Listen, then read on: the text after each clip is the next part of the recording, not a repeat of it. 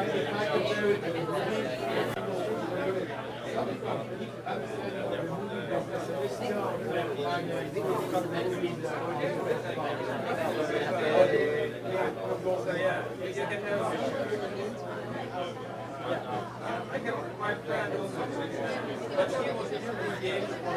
friends, it's time to start, so please take your seats. Dear investors, please take front rows.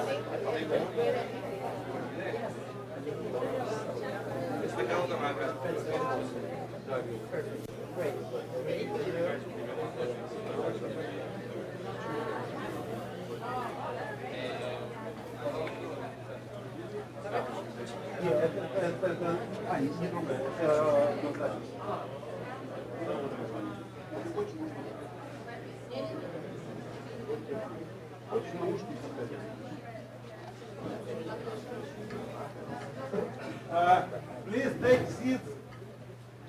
Not enough seats for everyone. So first seats for stay.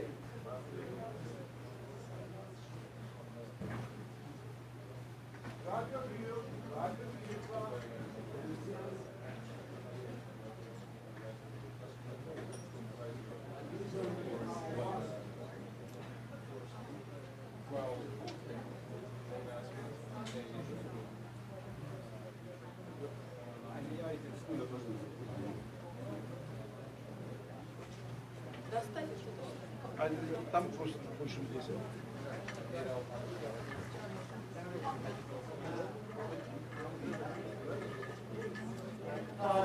Judges being take the front row. You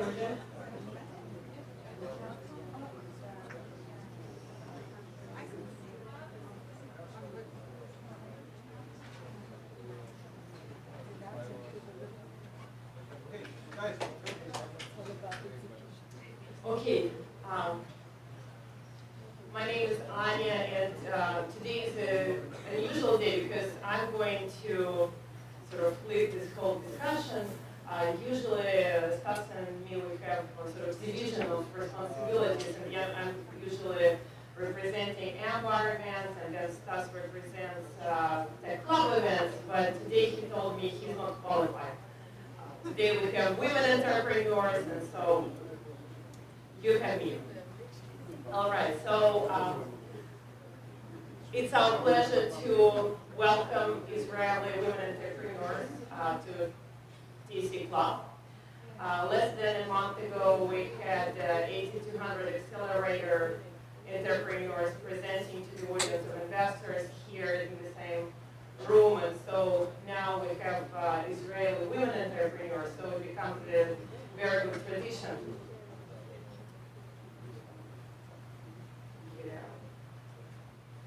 So, what is TEC Club? TEC Club is a meeting place for entrepreneurs, investors, and we call it rule breakers. Also, myself and Stas are partners at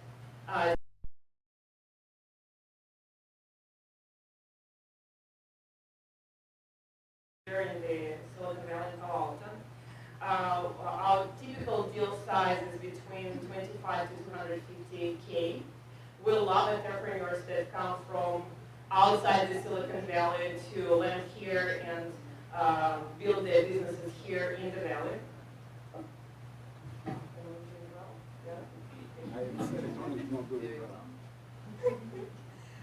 And the typical rounds we invest in are between sort of 250, but mostly it's 500 to 2 million.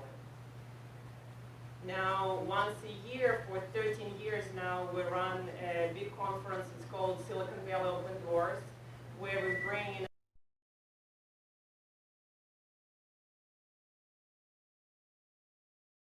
we've become so popular that investors, both angel investors and venture capitalists from outside of Silicon Valley come to the conference to scout for companies here. We have about 40 companies pitching on stage to the audience of venture capitalists. We have great speakers, founders of successful companies, and partners at top venture capital funds. We have press. We have a lot going on, so join us. The 13th conference will take place May 24th, 25th, so we're looking forward to having you there. Now, just to say a few words more about the conference, we've had over 3,500 startups applied over the years, and about 350 were selected to pitch on stage, and this usually is the first time pitch for the company to investors. And so all these companies over the years raised over $750 million. Here is the site for the registration, www.svod.org. And now we go back to the event, and here I see that Stas still wants to take over. So I cannot resist. No, today it's a women event, so I will just,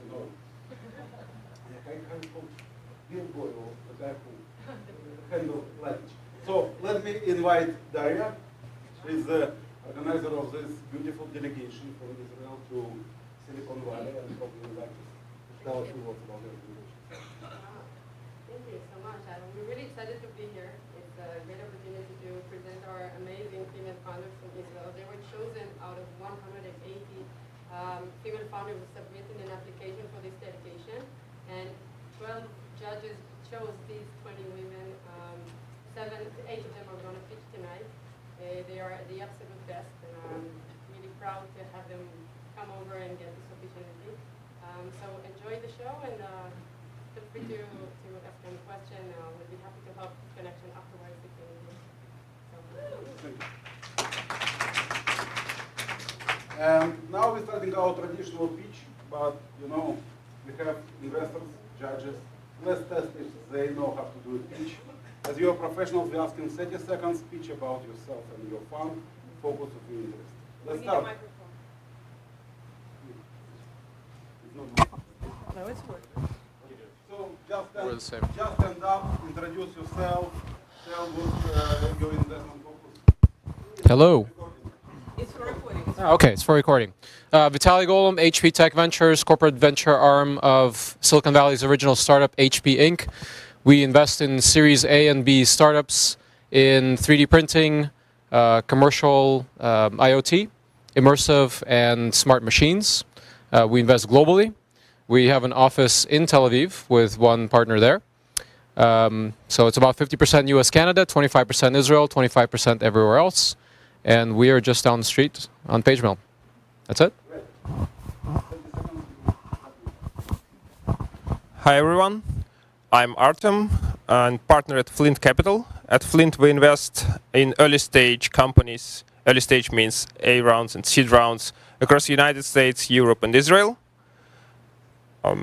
We invest in everything that has to do with software or internet. We have partners in Berlin, in Tel Aviv in Israel. I'm here in the Valley and my partner on the East Coast in Boston. Great. Please. Oh, we have women, not just women, we also have women Female investor, yeah. Also women investor, I believe. Okay. Yeah, hi everyone, I'm Lu. I'm the founding partner of Newgen Capital. We're a VC firm focused on early stage investment, especially on industrial level and enterprise level application. And we're pretty close by. We're down on the University Avenue, so come to talk to us. Hi, my name is John Ritchie. I'm the founder of a group called US Angel Investors, US Angels. We do mostly seed stage, tech and healthcare. In healthcare, we do Series A's, but that's a different story.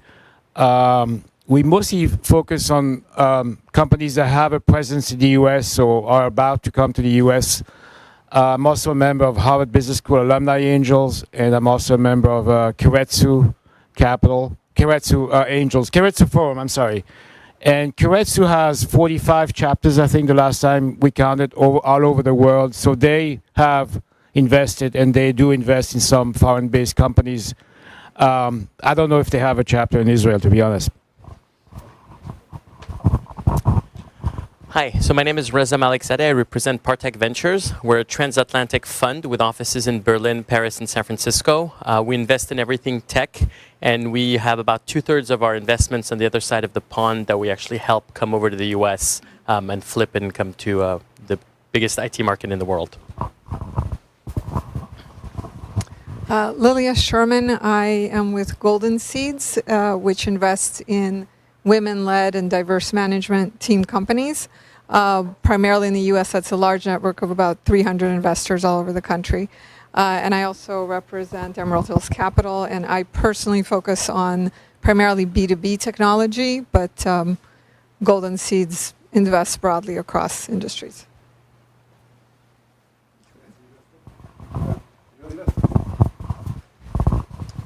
I'm David Wagonfeld with Tandem Capital. We're a $100 million fund based in Burlingame. We invest primarily all in seed stage, but from very, very early all the way up to kind of pre-A. And we focus on both hardware and software, primarily B2C, but also some B2B as well. I believe we have more investors. I will be sitting, don't want to crash this camera. My name is Michael Minkovich. I represent Maxwell Capital.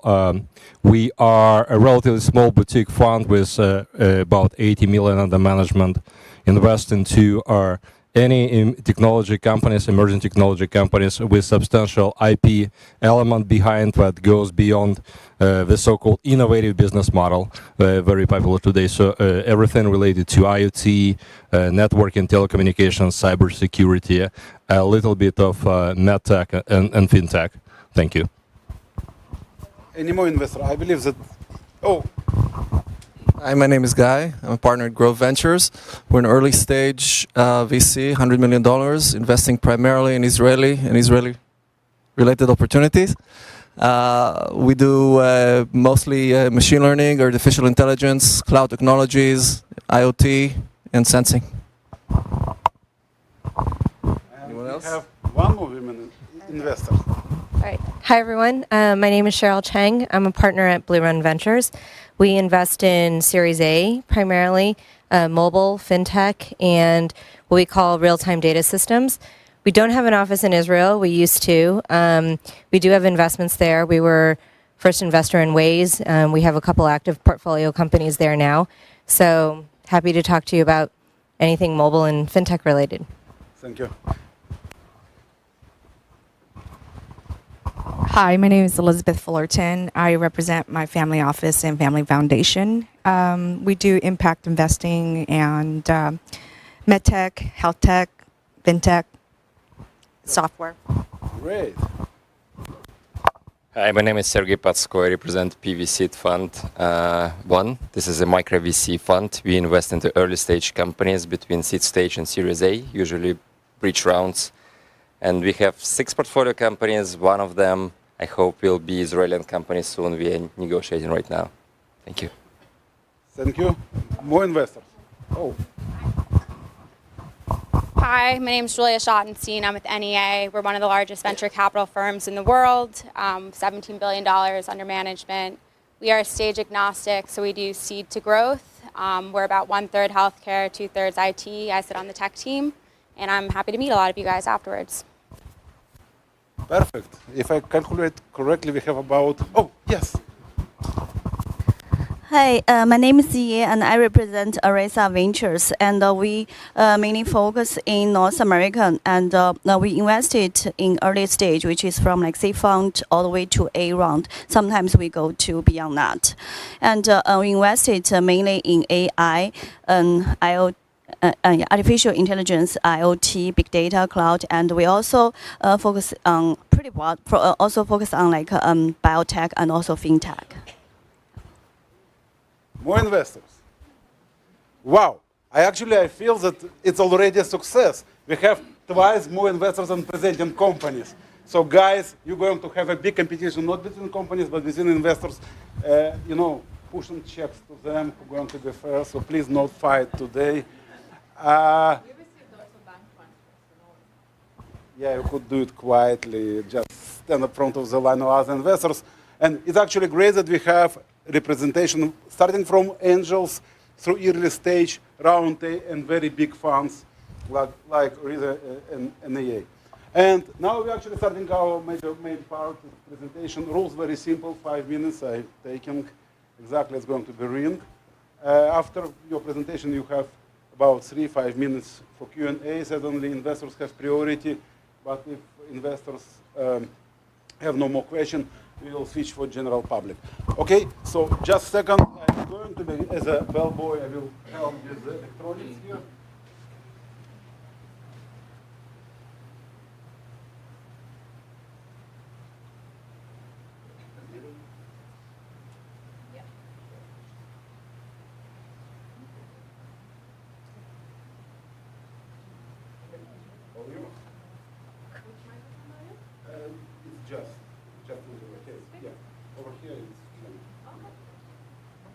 Hi everyone, I'm happy to start this session. My name is Eynat, I'm a woman, I'm from Israel. Papaya Global is my third company. And Papaya Global is all about helping companies to grow and expand globally. So investors, here's the problem. You just invested in a company, they made an amazing round, they raised 10, 20, $150 million, and now they need to go and expand. And now, that's how we call it, they are in the chaos period. Because they, for one hand, they need to go globally to seek for new markets and clients. From the other hand, they need their team to grow rapidly, and usually those things collapse. This is how we solve it. We created a direct engagement between suppliers, global suppliers, and corporate clients. We like to call ourselves the Airbnb for corporate clients. What we do is basically we create a preferred suppliers network. Currently, we are covering 70 countries with 6 different types of services, from employment of record, payroll, immigration, to outsourcing, recruitment, and HR administration. So we can help companies to grow and expand globally, seamlessly, effectively, and very, very rapidly. 2 main use cases that we serve. Usually companies are coming to us when they need to expand their team and they expand to new markets, so we can assist them where they have or they don't have local entity, or where they need to grow due to shortage in workforce. We all know the lack of developers and talents, or just to keep their burn rate reasonable for their investors, and then we assist them to create outsourcing team in remote locations to our suppliers network.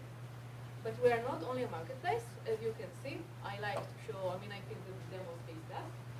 We developed a beautiful SaaS platform, which requires zero integration to manage the whole process, because one of the biggest pain of employees or workers that are not part of their main payroll is that they are being managed through Excel, emails, PDF, and it's a nightmare, causes lots of mistakes. So we have our platform. It's actually being delivered free of charge to our customers. No integration is needed. They can manage all of their global workforce from one place. We just launched our platform in the HR Tech conference about a month and a half ago in Chicago, and we've just been announced as the most exciting thing in the VMS platform industry. So it's very exciting for us. So we have our platform to manage the corporate sides, to track everything, get notification, alerts, budget, and everything related to that. We have a really nice and simple employee app that can basically reduce frustration in the process. And this is how we create an end-to-end solution for our clients, and assisting them to manage this chaos when they grow rapidly. As I said, we launched recently. We are around 2 months, approximately, not even 2 months out there. We are just approaching 30. We just boarded our 30 clients till now, keeping an MRR of $50,000. We raised a seed round of $1.2 million, both in Israel and in Boston. So we are not actively seeking for funds, but we will be very happy to have you or your portfolio companies as our customers, so we can increase our MRR, and then we can come with a higher valuation to raise money, which always works great. This is us.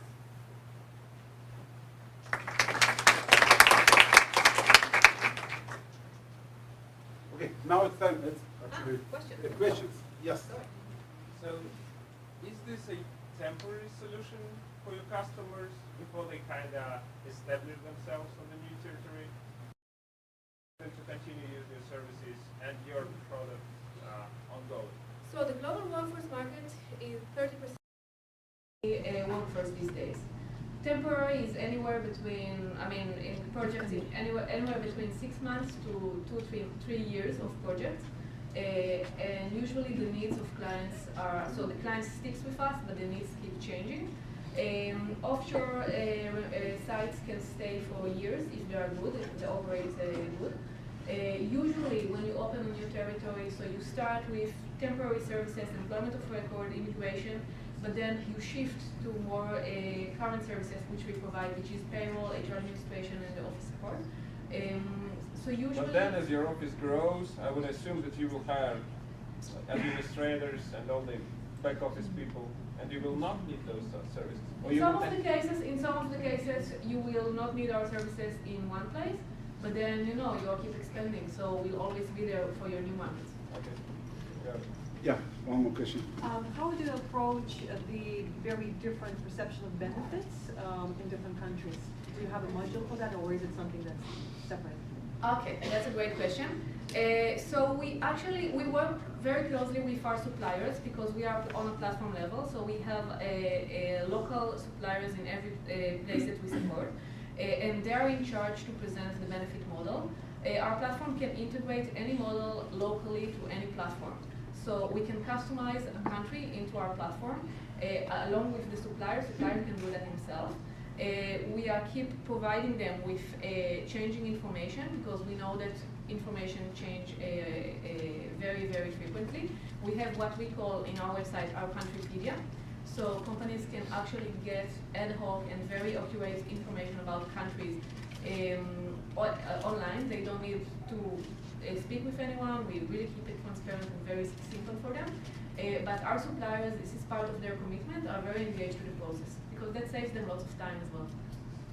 So, am I right to say that you have a number of suppliers, vendors, who would provide what's normally expected from this type of service from the employer perspective, right? Be that benefits, be that just payroll, be that also maybe additional services like recruiting or whatever may be needed in this country, right? So it's customized to each country. Yeah, so it's customized to each country. Each country is completely different. It's customized to each country. Things change, benefits change, compliance change. So suppliers are supporting it. Yeah, you're definitely right. Please. What's your business model? Oh, we don't believe in business. No, it's commission-based. It's commission-based, so we get commission from every. So first, we process all payments. Okay, so customer has one point of contact, which is us. So exactly like Airbnb. We process the payments to the supplier. We don't process payroll to the end workers, but we process the payment between customer and suppliers. And we work on commission base, so we charge a portion of commissions from suppliers. Our commission base is significantly low than the ratio in the market. Usually, the margin in this industry are just. What is it exactly? For example, if we take employment of record services, so the margin that an end client will pay today is any number between 15% to 30%. It depends how many brokers he has along the way. With us, you will pay an average of 10%, which is the real average service cost, and we will take 5% of the supplier's margin, up to $100 per month. So we keep, a decent margin for the supplier, but we don't create a huge overhead on the corporate side. Great, thank you. And by the way, don't forget, we have networking after presentation, so keep your question, you will be able to ask them face to face. I'm sorry, because of the recording, can we please repeat the questions? Because you have the microphone and the judges don't have this microphone. So if the speaker could repeat the questions of the judges so that it reflects on the recording, okay? Okay. Thank you. No, next time. Next time. Thank you, let's end. Thank you.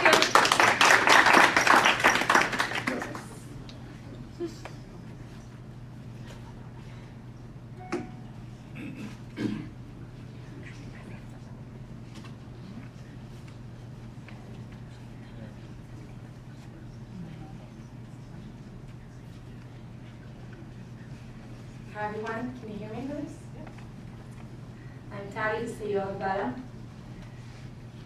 There are 250 million people that live in countries where they were not born. If there was a country made up of only international migrants, it would be larger in population than Brazil. And 80% of them still support their families sending money back home on a regular basis.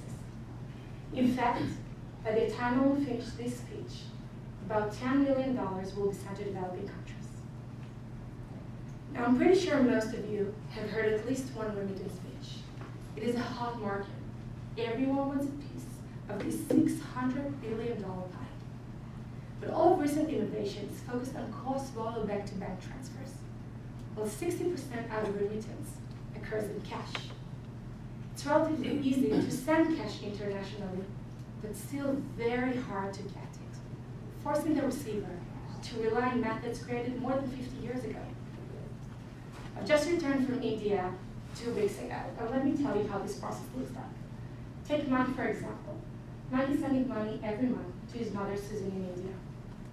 Susan travels 20 miles from home to Mumbai, locating the specific branch Mike has chosen for her from far away, and queue in line for 1 hour before she can collect her cash.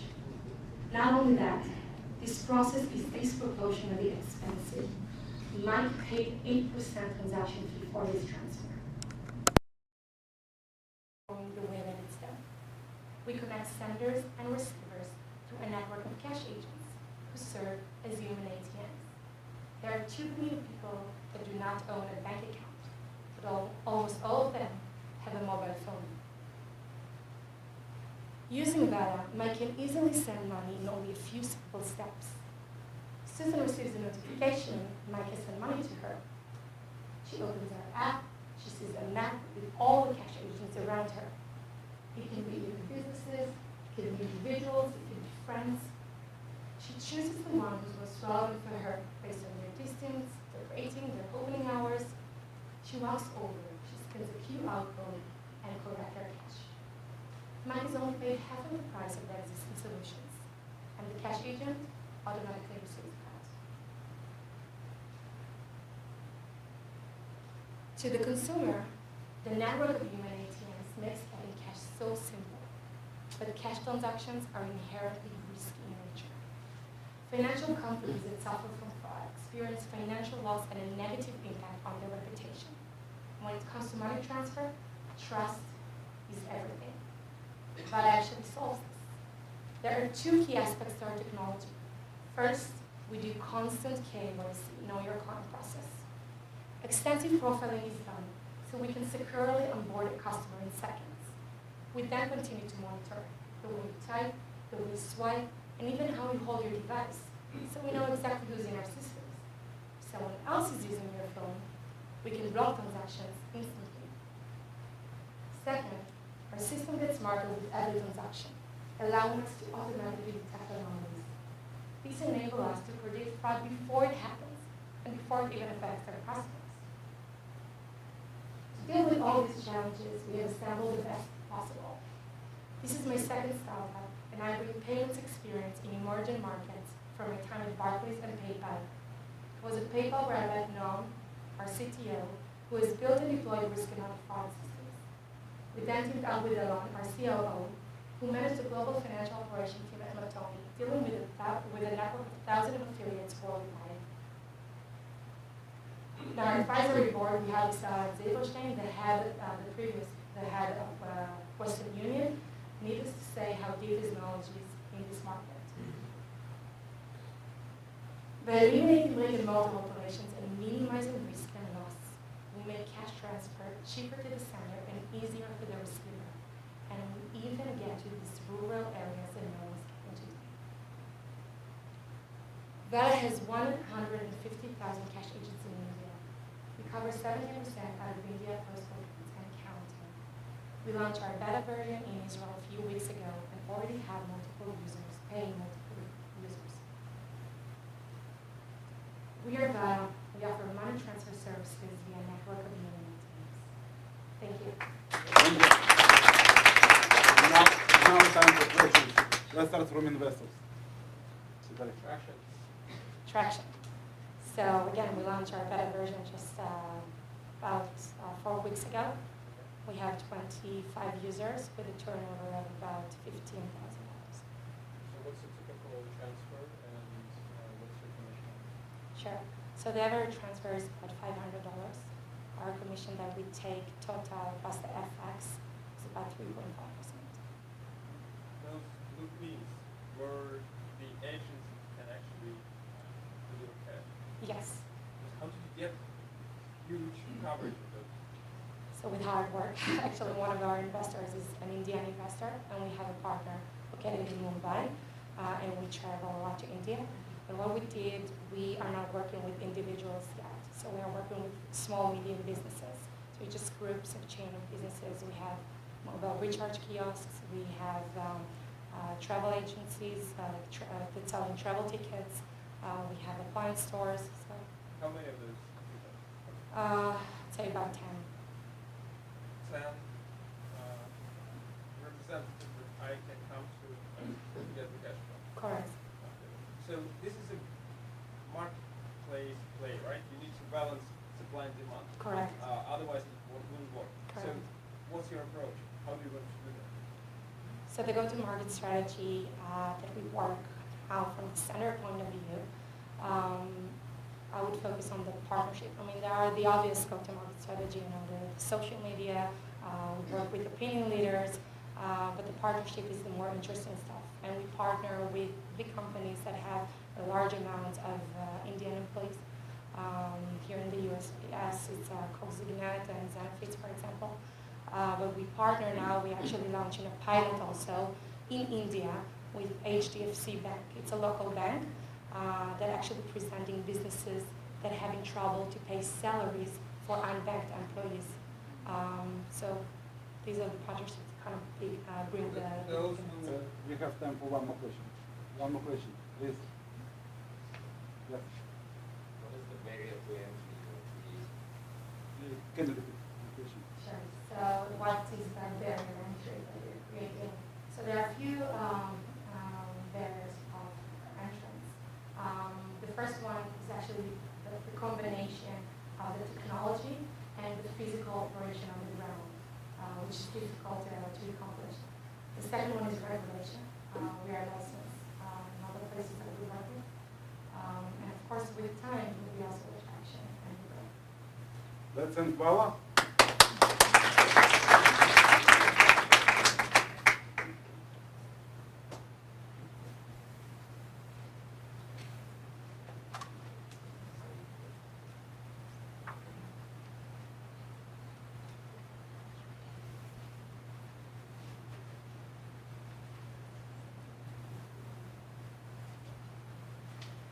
Hi. Most of us love fashion. We love shopping, and especially we love good bargains. So I have an offer for you you cannot refuse. Let's save the world by shopping. My name is Tsafra. I'm the co-founder of Coco, which is a sharing platform for fashion. Not very long ago, the fashion world was an intimate dialogue between the customer, the boutique owner, or the dressmaker. 90% of production was done locally then.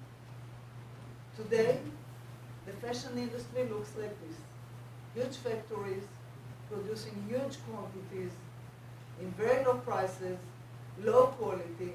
Only 2% is left produced locally, and that raises a huge ecological problem. More than 50 million tons of waste is produced yearly, and only 15% of it can be recycled.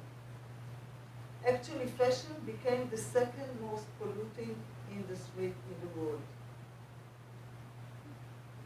Another problem raised by globalization is the widening inequality, when the middle class actually left behind. So Coco is a sharing platform based on crowdsourcing, crowdfunding, and social responsibility. We invite our customers to share, to be involved in creating the collection, voting, commenting, sharing their own ideas. And with this, we create a very strong tool of demand forecasting.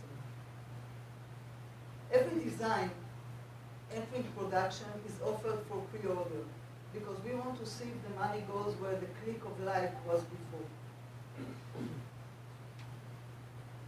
We use crowdfunding as an opportunity to our customers to join and be part of the company and turn their expenses into investment. By investing a small amount of money, getting it back in goods in 2 years, and then share the profit, they become our partners. What we did, we raised over $1 million from our partners and agents. We have 50% growth of sales year over year. We have 50% of conversion from customers to partners, and we have only 3% of waste, comparing to 10% with the huge mega brands, the chain stores, and about 20% of independent designers.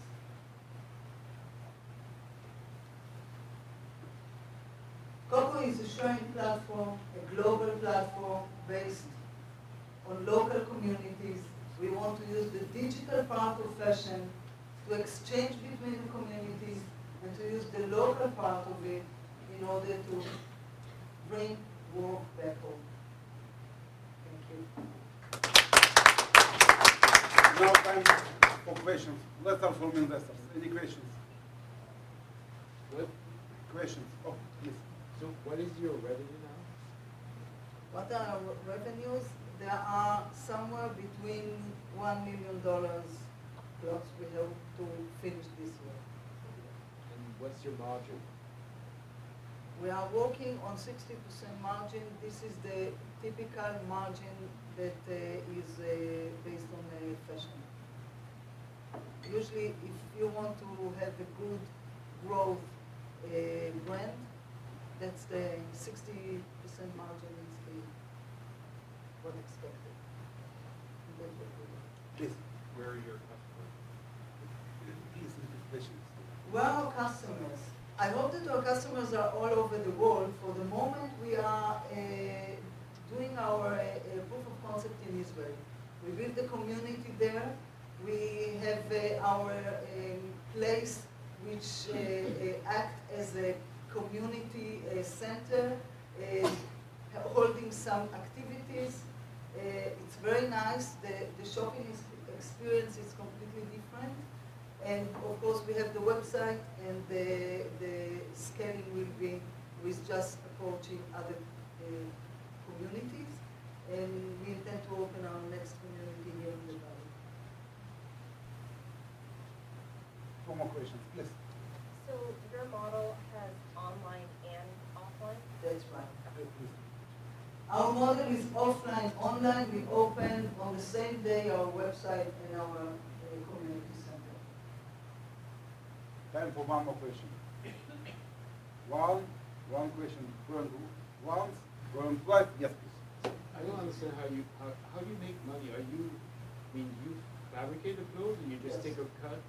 You actually manufacture? We actually manufacture, but we produce only what our customers would like to buy.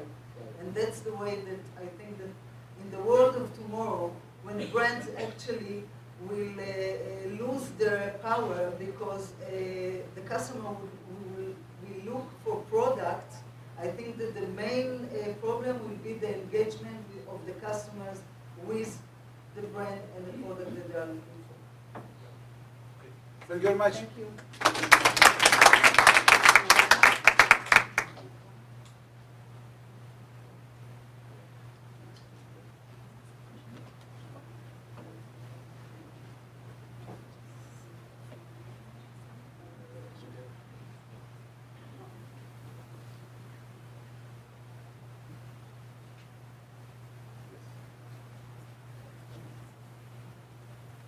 Hi, good evening.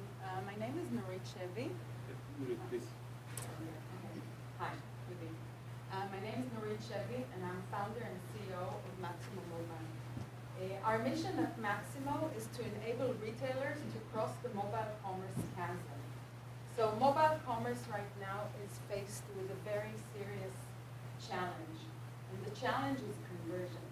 So when we look at a typical brick and mortar store, 1 out of every 5 customers that walk into the store will typically come out with a purchase. When we transfer to the e-commerce space, we are accustomed to see 1 out of 50. When we look at mobile, it's 1 out of 200. So even though we've been seeing a very rapid growth in mobile engagement and mobile users and visits, typically more than 60% of traffic to an e-commerce website is for fashion for fashion and lifestyle websites is 60% mobile commerce. Conversions are still very, very low, and typically at 0.5%. And we believe we can increase conversions 20 times by exponentially growing the mobile conversion. And the way we are looking at it is basically by completely shifting, fundamentally shifting the consumer engagement patterns. So let me explain how we intend to do this. Let's imagine John has been at the office, it's been a very long day, and he's getting his phone out and engaging with a Get a Ride app. In his journey, he's checking the app, he gets a push notification. The push notification says, hey John, it's your anniversary today. Do you maybe want to stop on the way and get some flowers? Then he's presented with an actual catalog where he can choose out of actual inventory from locations around him. And of course, payment is already consolidated within the app experience. So then John can either stop at the store on his way or have it delivered. Basically, we need to completely revolutionize the consumer journey on mobile. And by providing a contextualized mobile commerce experience, we can actually connect the retailer and the consumer and provide value to each one of the players in this chain. So for the retailer, they would capitalize on the huge mobile traffic, which right now they're not really capitalizing on. On the consumer side, we would provide whatever the consumer needs at the right time and really match the consumer journey as it is today in the brick and mortar experience. And for the mobile app, we would provide an SDK that will allow them to monetize on their app engagement. So today what we do is we provide a white label mobile app commerce to top fashion and lifestyle retailers. We have over 60 m-commerce shops. We have accumulated significant know-how in this field of mobile commerce. And what we can say today is that there's a serious problem with getting to form habits in mobile commerce websites. Mobile commerce apps. And we see that, let's say, Amazon has definitely managed to build a habit around its app, but it's really by becoming the Google search engine for shopping. And typically the white label brands are not capable of doing that. So with all that know-how, we are a team of very experienced executives. I myself am a conversion optimization expert with a background in accounting and computer science. Our CTO is an expert at machine learning who actually joined us after selling his company to the biggest media agency in the world, and is an expert in data mining and machine learning. Lior Tzadikario has an extensive background in VP of Sales and Marketing in Amdocs, and our chairwoman is also after 2 exits of selling Israeli startups. Thank you. Perfect. Now, yes. So your were making some pretty bold statements around increasing conversion. What are you basing that on? Okay, so we believe that if Please you, repeat the question. sorry, so you're asking basically how do we base our ability to exponentially raise the conversion rate, correct? If you present the right context of shopping in the consumer journey, we believe that we can definitely raise it to 10% of engaging traffic, which is still not a crazy number. It's still half of the number of brick and mortar conversions that we're used to seeing. Of course, our ability to match consumer shopping intent with actual inventory, that will be the challenge. And that's why we're raising a seed round right now to do that. Are you driving them to download the app, or these are already No, apps? so we're going to be an SDK that's integrated within other apps. We're thinking of first attacking the sports. I don't know if you're familiar with the Under Armour has acquired 3 sports apps, and also the growth in shopping, in mobile commerce shoppings in that vertical has grown. So basically by being inside, let's say...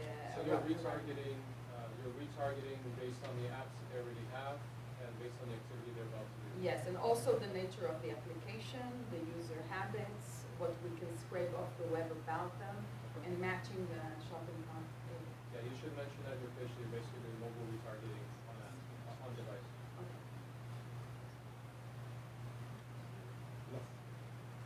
One more question. You say you have 60 customers. On the other hand, you're saying that you want to raise money to do some other things, so it's a bit confusing. I mean, do you have a customer where you can say, yeah, we've done it, I can prove it, Unfortunately, not yet. This is why we're raising a seed fund, even though we're already a revenue-generating company with very good customers and revenue streams. Okay, thank you.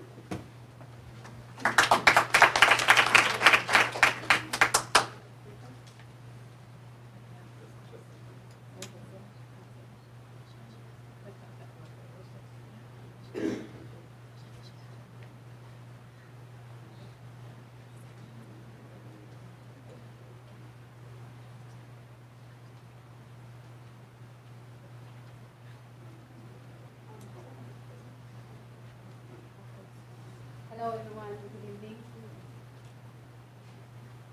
My name is Zamir and I'm the CEO of Ammar Medical Application, and we develop technology to early detection of skin cancer.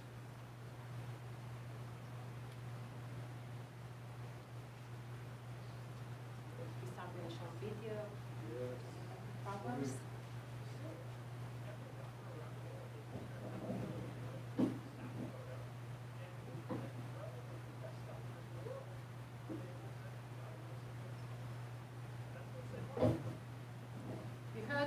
Mark Zuckerberg said, it was a few months ago. He said that you can use your smartphone. We wanted to use for a selfie to take an image, and we will be able to detect skin cancer. So easy. And Mark Zuckerberg predict all the Facebook thing, and everybody thought it won't work. So he's predicting what we are already doing. It's already here. So Ammar develops Demo Compare. We have the 3D model. Take, track, treat. Take an image, you as a patient by using your mobile phone, or the doctor. Track it by using Demo Compare solution. And the doctor can give you the best treatment with your decision support system. So a few words about skin cancer and melanoma. Skin cancer is one of the types of cancer that you can easily track because you have visual signs over your skin changes. Melanoma is one of the types of skin cancer, and it is the most aggressive one. There are 420 million people in high risk of melanoma all over the world. 60% of new cases cause melanomas, and 40% by change modes. Look at these graphs.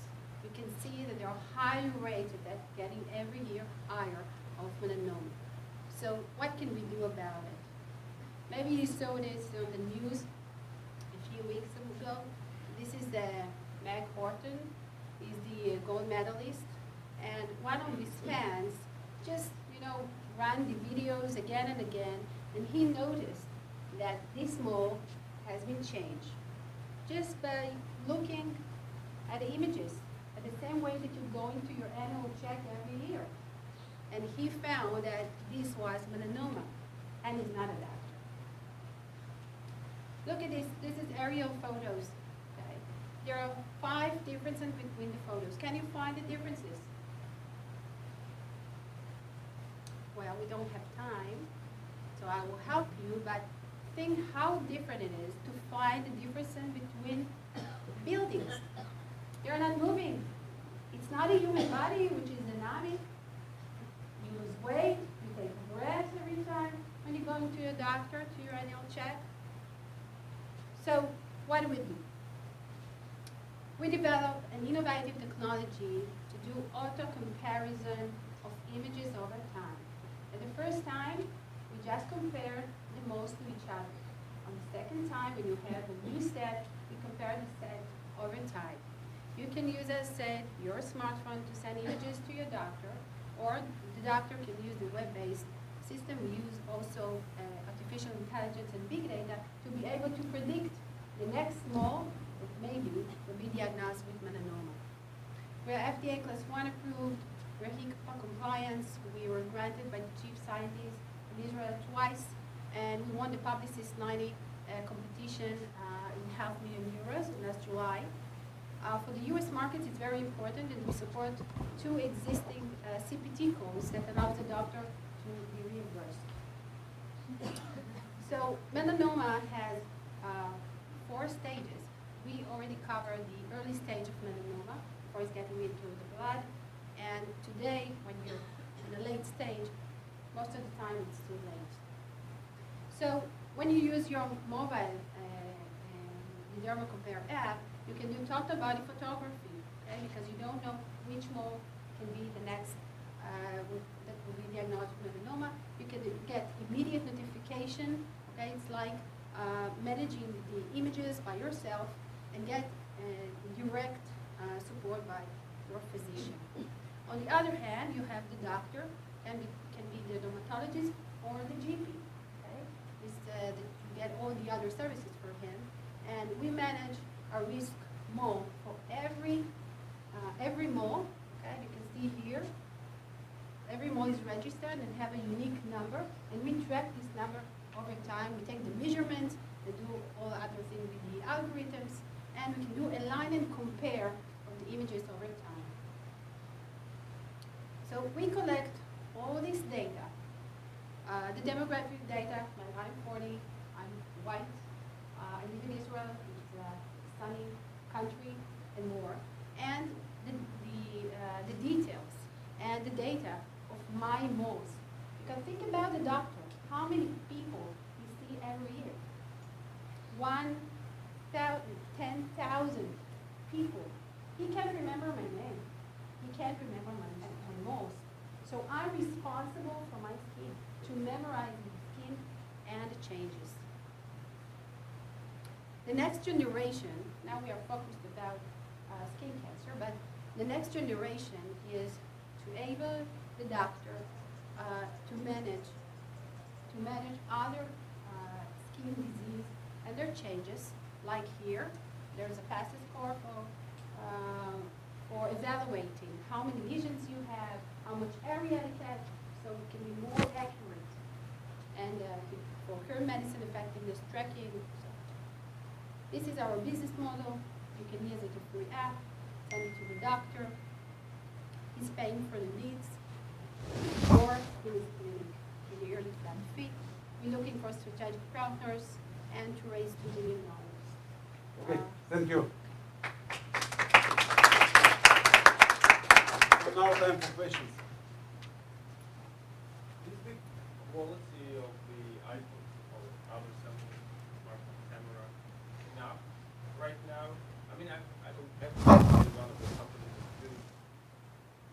stuff, but also relying on a camera. And their main challenge is that there are many different cameras and different devices, and it's very hard to actually calibrate your algorithms to make sure that they work in every case. Right. So you're asking about the quality of the image from using your mobile phone, right? So it's not only the camera, but it's getting better. Every new device is better than the one that was before. And the second thing that you have to keep the protocol. We give guidelines how to take the image at home. But today, when we started 3 months ago in the US, we started with a few clinics and we signed with the Hispanic Association of Doctors. And we saw that people now prefer to go to the doctor and do the photographs now in the clinic.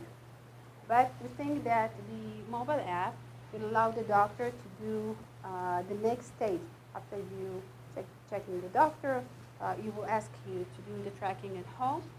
And in a moderate process, we will have enough doctors, and then we will take care of the mobile app more by using calibration tools that we already have in our web system.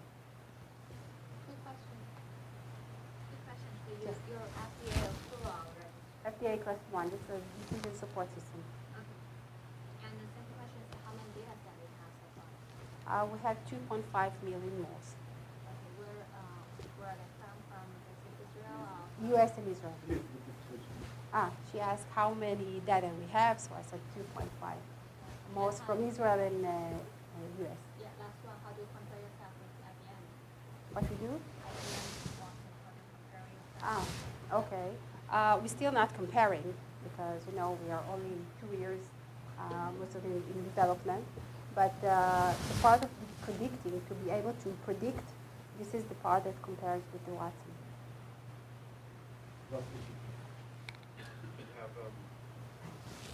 Any doctors that are currently paying for the leave, and so how much do they? Okay, about revenues.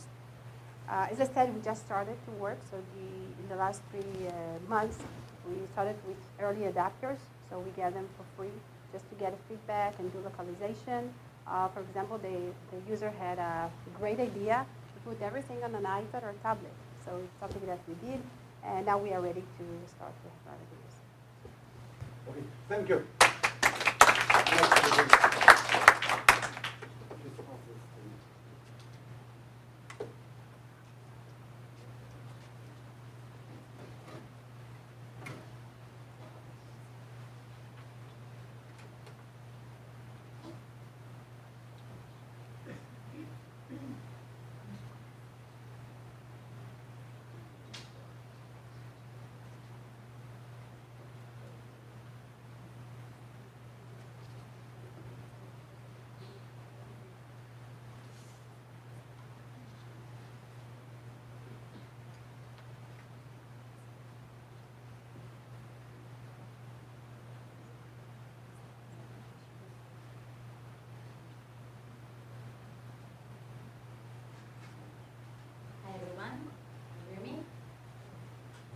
coming. My name is Orly Shoavi. I'm the co-founder and CEO of SafeDK. We are here to bring trust and transparency to the mobile SDK economy. But first, some words about us, few words about us. SafeDK was founded by me and Ronnie. This is my co-founder. We are now 12 people based in Herzliya. We've raised $5.5 million from Stage 1 VC, Marius Nacht, which was one of JetPoint founders, and from Samsung Ventures. Let's dive into the mobile application world before I'm going to talk about the details of our product. When app developers develop their application, they don't need to reinvent the wheel. They can focus on their own application logic and just use off-the-shelf services called SDKs, software development kits, for all kinds of purposes. For advertising and analyze user behavior and showing push notifications or in a purchase, in a billing, connecting to social network, many SDKs, many services. There are 17 SDKs on average today in Eynat. And it's very good and really accelerates the development of each application. So what is the problem? The problem is that once you integrate SDK, software development kits, in your application, you become responsible for it. Why is it risky? It's risky because of two reasons. The first one is security and privacy. SDKs can inject malwares, can inject viruses, into the application that you are responsible for it. SDKs are part of the application, which means they are getting the same permission as your application, and they can access the same private information as your application. So if the user grants the application the permission to access your location, your contacts, your files, so to the 17 SDKs on average that you have today in an app can access the same private information. The second risk is user experience. SDKs can unmaliciously harm badly your user's experience. They can crash your application, they can slow down your application, they can consume a lot of data or a lot of battery, and it's very frustrating for the app developers that use SDKs in order to make their life easier, and then they end up losing users, losing reputation, and of course losing revenues because of those third-party components. So this is why we've created SafeDK. We actually provide a way to monitor and control the SDKs in real time. We are a full solution, end-to-end solution for management of these third-party components. This is our offering. We have three lines of three products. The first one is the marketplace, where we have the largest database today in the internet of SDKs. You have ratings, reviews, discussion for each SDK you can find from the community of the developers. So you can find the best SDKs in there, in safedk.com. We also have a very nice tool called App X-Ray, where you can type in any Android application, you get a list of all its SDKs automatically, and you can use it to find the best SDKs in the market today. You can compare between similar applications like your own, you can see popular application, you can see competition, etc., etc. And our core technology, our patent pending technology, is the Eynat protection solution, where we monitor and control in real time the behavior of the SDKs. And how do we do that? All the app developer has to do in order to use our solution is drag and drop his application file into our website, or use our plugin for the environment that it developed the application. We immediately identify the list of the SDKs, the third-party components inside the application. It's also connected to our marketplace, so you have the rating for each SDK. We also, by the way, identify, you can see in here in gray, the unused SDK. Unused SDK, it's a legacy code, which makes your app much heavier. You can see in here. And for each SDK, after the application is uploaded to the store, we show a live data about the performance. Who's crashing your app, who's slowing you down, who consumes a lot of data or a lot of battery. We alert you for any privacy issue. I'll show you in a minute, the live data.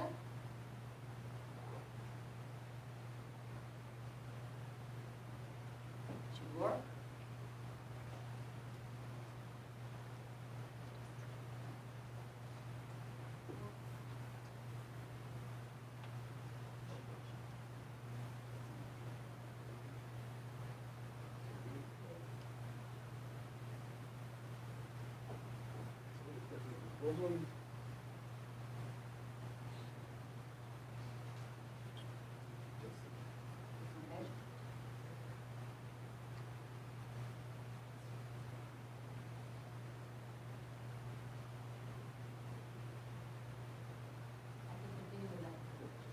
Okay, great. So as I said before, for each and every SDK, we see the real-time live data about the SDK, and we alert the user for every problem or malicious behavior that we find. But we didn't stop here. We said, okay, let's proactively help the app developer to solve the problem on the spot. So we also have the ability in our dashboard to switch off an SDK remotely, even if the app is already running on millions of devices. And it populates to the entire user base. You don't have to re-upload the application to the App Store or to the Play Store, wait for Google and Apple approval, wait for the entire user base to update the application. You can just switch off the malicious SDK, and the bug will be solved on the spot. Here is the switching on and off. Works? Okay, you can see it here. It's a simple click of a button. That's all. We also provide a way to do it in a smart way. You can switch off SDK in a smart way only for specific devices, specific countries, specific Android version or iOS version, or specific application version. And we also have, this is what you see in here, we call it the smart activation rules. And we have a very unique solution where you can just switch off specific permission for specific SDK. This is very unique for us. No operating system suggests offering this solution. And for example, in here, we just turn off the camera permission and the microphone permission for this specific SDK. The rest of the application and the rest of the SDKs are not affected at all.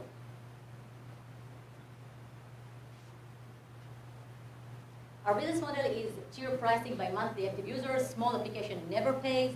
up to 100K monthly active users, it's free solution, and the more users you have per month, the more you pay per month. We also provide right now SDK developers package where they can see analytics on their SDK performance. This is new. And this is us. We really like what we do. As I said before, in Italia, we're younger here and smaller team. That's it. Thank you for listening. Okay, now questions. Yes. So how do you acquire customers, and what's your cost of acquisition and lifetime value on developing? Okay. So today we have two approaches. We are doing low touch with our website. We have the marketplace, which which generate a lot of leads. We have the app expert, which generate a lot of leads to our Eynat protection solution. And then we have a salesperson that is calling or accessing addressing the customer. And we have direct sales. We have a lot of conference, we have a meetup, we have content, we have a very advanced blog with many followers. What's your average customer? Okay, so as I said before, it's a tier pricing. So we have from $300 per month to $1,500K per month. Okay, more questions? Going once, going, yeah. So how many applications We have dozens of applications. How many applications use our solution? This is the question? That's part one. Yeah, dozens of applications. And what have they seen in terms of benefits? What kind of data are you getting? Well, I can tell you that, for example, the biggest news company in Israel, the news publisher in Israel that we have today, in the first 24 hours, they find an SDK that crashed their app more than 100K times a day. So they switched off the SDK immediately on the spot in the first 24 hours. By the way, we also provided the information to the SDK company. It was also an Israeli company. So we also helped the SDK company to improve their product. Today, in this application only, 5 SDKs are switched off for many use cases. By the way, one because of battery consumption, one because of the crashes, one just for commercial reasons. They didn't want to pay, they didn't want to work with this SDK anymore. So this is what we see. So it's the monitoring, the finding out all the problems about the SDKs, and of course the switching off on the spot. Okay, thank you. Sorry, we Thank you very much. from them, but we have time after the presentation.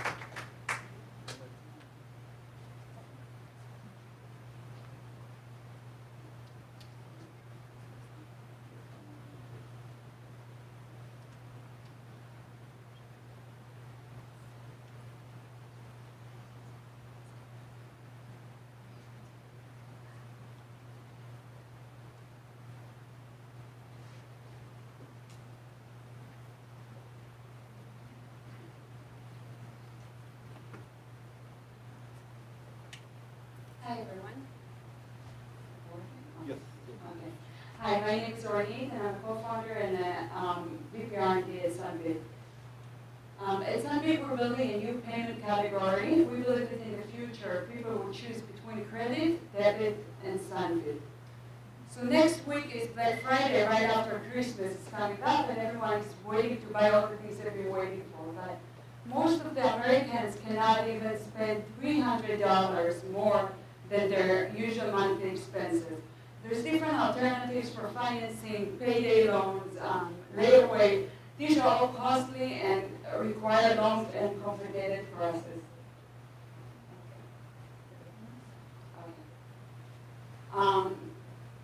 So in Sunbit, we actually allow the customers to split their payments, their purchase into multiple payments at the point of sale in split seconds. For example, what you can see over here is a purchase of $400, and the customer gets 3 payment plan alternatives of 3 payments of $135.56, 6 payments of $68.62, etc., and it just needs to choose the desired plan. We believe that Sunbit is going to be the best way to pay. And this is because we actually found a way to eliminate the cost which we call financial waste. These are the costs that other companies have, and this is why the other alternatives are very costly. And we found a way to eliminate those and return those savings back to the customer. So let's see how we do that. We do that through partnership with brick and mortar. Our model is B2B2C.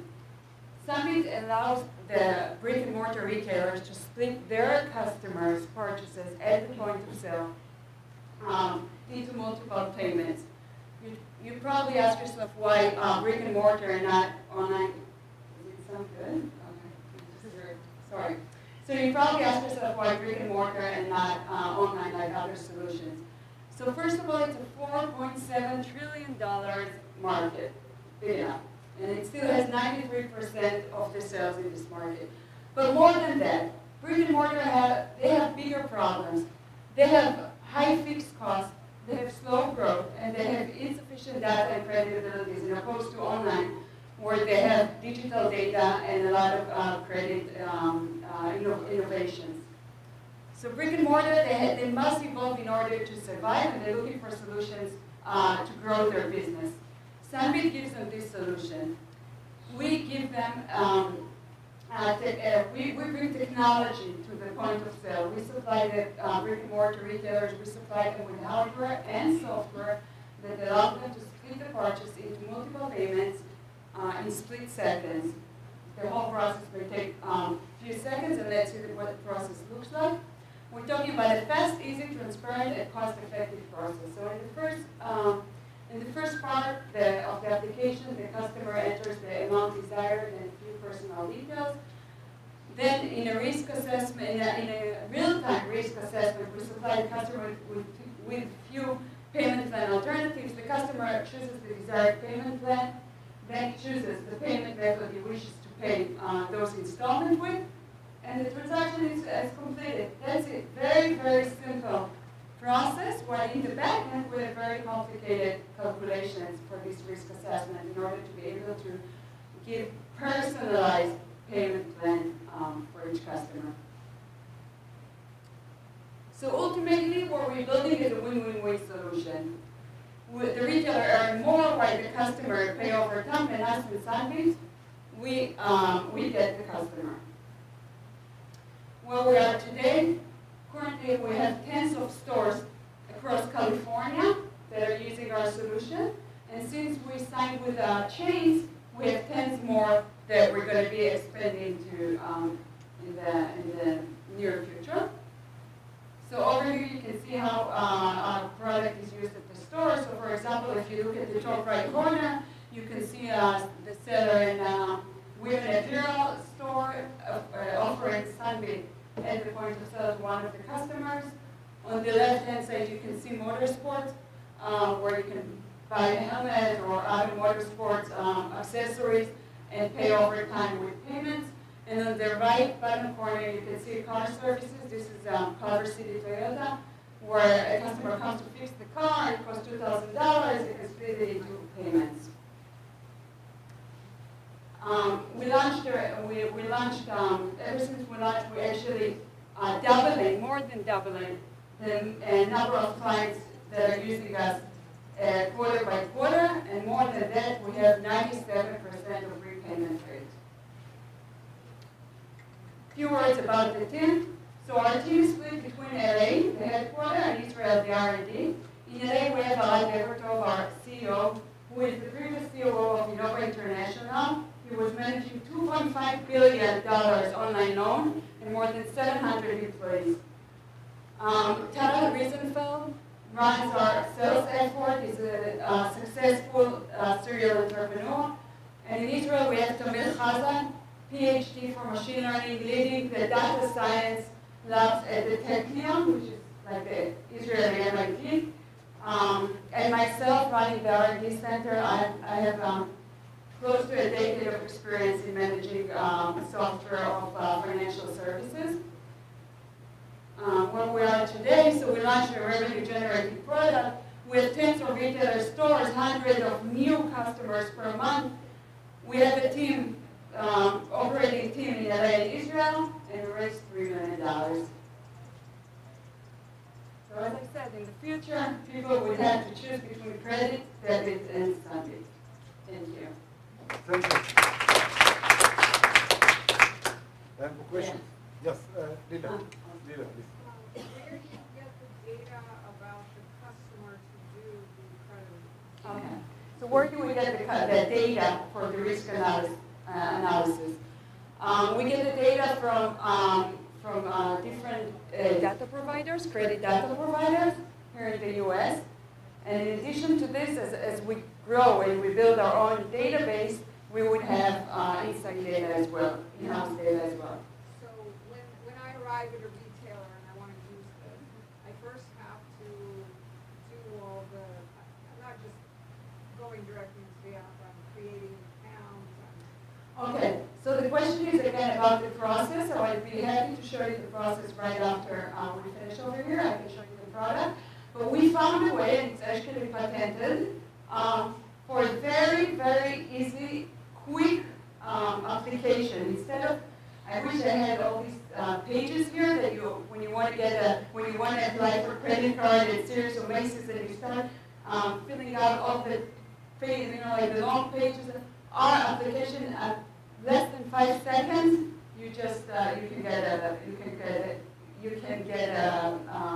payment plan alternatives offered personalized for you. Yeah.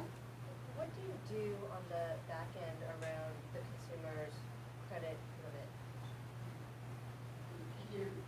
So if I buy $1,000 purse and I do 4 installments, are you taking $1,000 off my credit limit? Got it. Or are you? Okay, so what happens is when a customer comes to the store and buys $1,000 wallet and he breaks it into 4 payments of, let's say, $260, just for the example.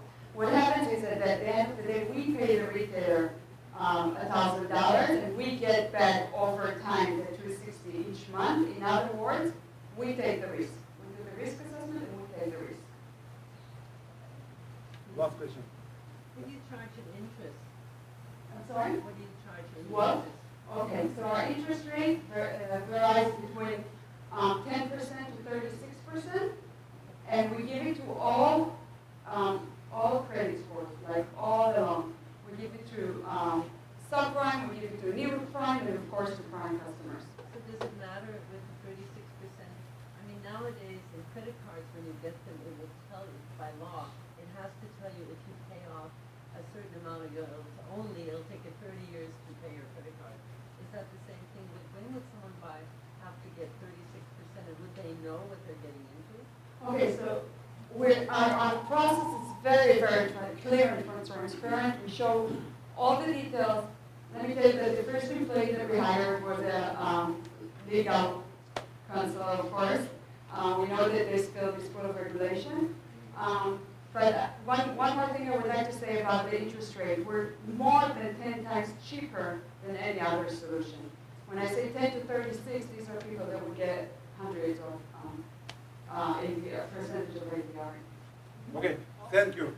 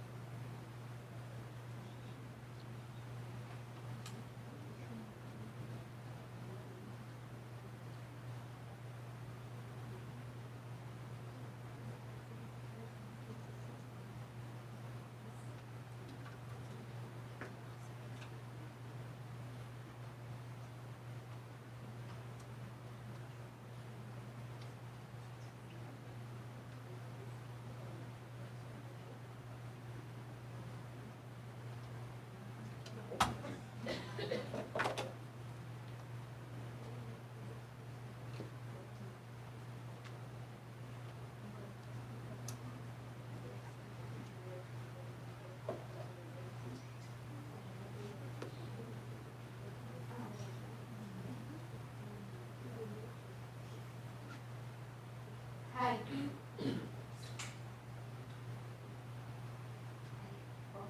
Yeah, unfortunately.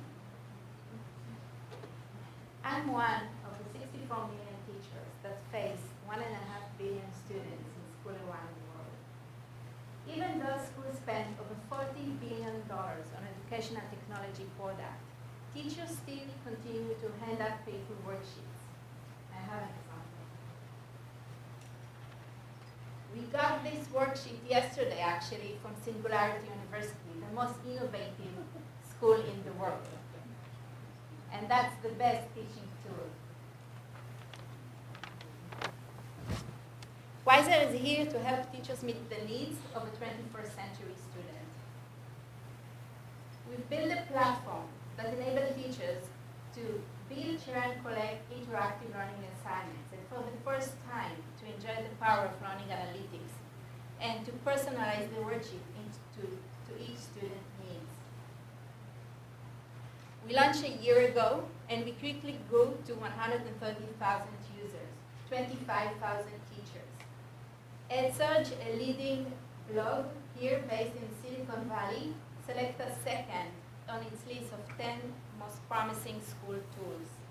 We are Mass Challenge finalists and aim to 100 the ISP alumni. It's a little known secret how really popular worksheets are